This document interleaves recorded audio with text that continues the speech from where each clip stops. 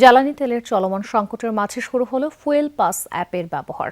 তবে শুরুতেই এটি ব্যবহার করতে গিয়ে হোঁচট খাচ্ছেন অনেক গ্রাহক। অপরদিকে কর্তৃপক্ষ বলছে সময়ের সাথে সাথে এই ফুয়েল পাসের সীমাবদ্ধতা কাটিয়ে ওঠা সম্ভব হবে। অন্যান্য দিনের মতো আজও রাজধানীর ফিলিং স্টেশনগুলোতে ছিল গ্রাহকদের দীর্ঘ সারি। সংকট সমাধানে দ্রুত বিকল্প উৎস থেকে তেল সংগ্রহে সরকারকে উদ্যোগ নেওয়ার আহ্বান জানান গ্রাহকরা। সিলন টি রপ্তানিতে শীর্ষে। রাজধানীর দুটি ফিলিং স্টেশনে পরীক্ষামূলকভাবে চালু হয়েছে ফুয়েল পাস। পাম্পে প্রবেশ ও বের হওয়ার পথে এবং গ্রাহকদের দীর্ঘ সারির মাঝখানে টানানো ব্যানারে দেয়া আছে কিউআর কোড। স্ক্যান করলেই মোবাইল অ্যান্ড্রয়েড অ্যাপ ডাউনলোডের লিঙ্ক মিলছে। যদিও শুরুতেই হোঁচট খাচ্ছেন গ্রাহকরা। অ্যাপ নিয়ে বিস্তর অভিযোগ রয়েছে তাদের। নিবন্ধিত মোটরসাইকেলের তথ্য দিলেও তা অ্যাপটি নিচ্ছে না। দীর্ঘ সময় চেষ্টা করেও অনেকে রেজিস্ট্রেশন করতে পারেননি। অ্যাপটি আরও সহজ করার তাগিদ দেন গ্রাহকরা। গতকাল থেকে ট্রাই করছি, সব ইনফরমেশন কারেক্টলি দিচ্ছি, বাট অ্যাপস কাজ করছে না, মানে রেজিস্ট্রেশন নিচ্ছে না। অনেকেরই, শুধু আমার না, আমার সাথে লাইনে অনেকের সাথে কথা হয়েছে, অনেকেই পারছে না। তো আমি যতবার লগ ইনে ট্রাই করেছি আমার তথ্য দেখাচ্ছে, ডাটা ম্যাচ করতেছে না।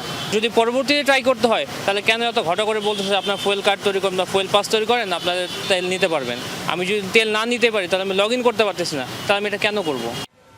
শুরুতে কিছু সীমাবদ্ধতা থাকলেও তা দ্রুত সমাধান হবে বলে জানান সংশ্লিষ্টরা। পাম্প কর্তৃপক্ষ জানান অ্যাপের মাধ্যমে নিলে 10 লিটার পর্যন্ত তেল পাবেন মোটরসাইকেল চালকরা। আর অ্যাপ না থাকলে 1000 টাকার বেশি জ্বালানি তেল দেওয়া হবে না। অ্যাপসটা আমাদের এখান থেকে লঞ্চ করা হয়েছে। লঞ্চ মানে টেস্ট পাইলট প্রজেক্ট হিসাবে। অ্যাপসের মাধ্যমে তেল দিতে হলে আমাদের আবার লোক অ্যাসাইন করা আছে থ্রু সিস্টেম। ওই মোবাইলও কিউআর কোড আছে। সো দুটো কিউআর কোড ম্যাচ করে আমরা এখান থেকে তেলটা দেই। যারা অ্যাপসে তেল নিচ্ছেন তাদেরকে আমরা দিচ্ছি 10 লিটার, আর যারা স্বাভাবিকভাবে নিচ্ছেন আগের মতো তাদের জন্য 1000 টাকা এটা রয়ে গিয়েছে। অন্যান্য দিনের মতো শনিবারও ফিলিং স্টেশনগুলোতে ছিল তেলের জন্য যানবাহনের দীর্ঘ অপেক্ষার সারি। দিনের একটি বড় অংশই কেটে যাচ্ছে তেলের জন্য। তেলের জন্য লাইনে দাঁড়াই আছি, না খাইয়া ভোর 5টা বাজে আইসা রোদ্দুরের ভিতরে 4-5 ঘন্টা থাকার পরে পাম্প বলে তেল নাই। তা আমাদেরকে সরকার এরকমভাবে কষ্ট না দিয়ে বইলা দেখ যে তেল নাই। অফিসে আমাদের এটা নিয়ে অনেক হ্যারাসমেন্টের শিকার হতে হচ্ছে। তো প্রতিদিন তার অফিসে এটা আমাদের কন্টিনিউ করবে না। সরকার বলে তেল আছে, এই তেলগুলা কোথায় গেল? মানুষের সিন্ডিকেট করে কত নিছে তেল বলে। জ্বালানি মন্ত্রণালয়ের দাবি তেলের সরবরাহ স্বাভাবিক রয়েছে, তবে প্যানিক বাইং এর কারণে কৃত্রিম সংকট তৈরি হচ্ছে। সবাই কিন্তু তেল পাচ্ছেন না এমন না, কিন্তু বিষয়টা হচ্ছে তিনি দীর্ঘক্ষণ লাইনে দাঁড়িয়ে থেকে তেল নিচ্ছেন। তো তেল যেহেতু পাচ্ছেন, সুতরাং আমার তো সংকট নেই।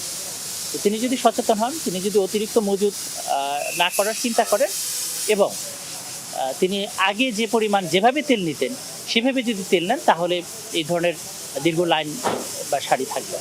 ভর দুপুরে গ্রাহকদের দীর্ঘ সারি সামলাতে ফিলিং স্টেশনগুলোতে দেখা দেয় বিশৃঙ্খলা। তানভীর মৌসুম, যমুনা নিউজ, ঢাকা।